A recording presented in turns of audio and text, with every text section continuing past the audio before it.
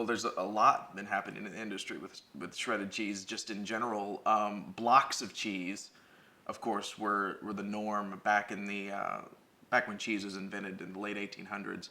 Blocks of cheese were the thing. People would go to the supermarket, they would buy from their vendor a block of cheddar cheese, and they would cut it at home themselves. And so when they did that, they would cut slices, they would put it on bread, put it on toast, which is also bread, whatever they wanted to do.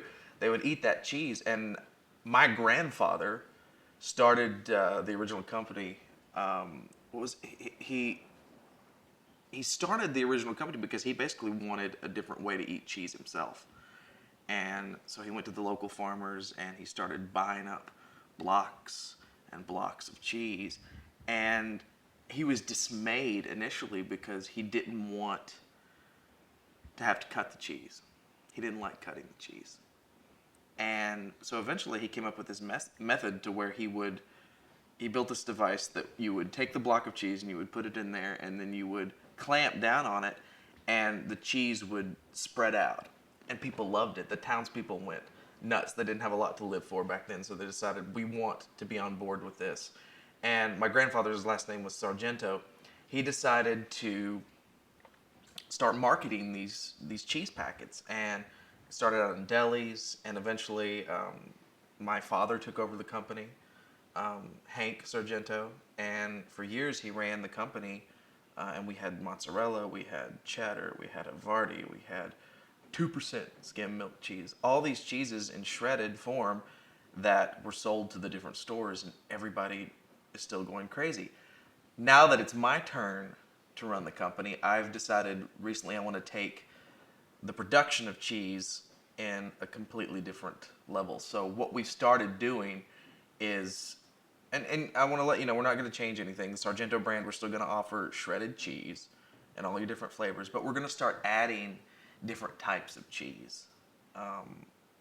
One of the things we've been doing lately is collecting stray cats from various neighborhoods, and they're unwanted, they're not spayed. We breed those cats, and instead of feeding the kittens, we give those kittens away. Instead of feeding the kittens, we keep the mothers and we milk the mothers. And we've got a new line coming out of cat cheese that should be hitting the stores sometime in the summer of 2016.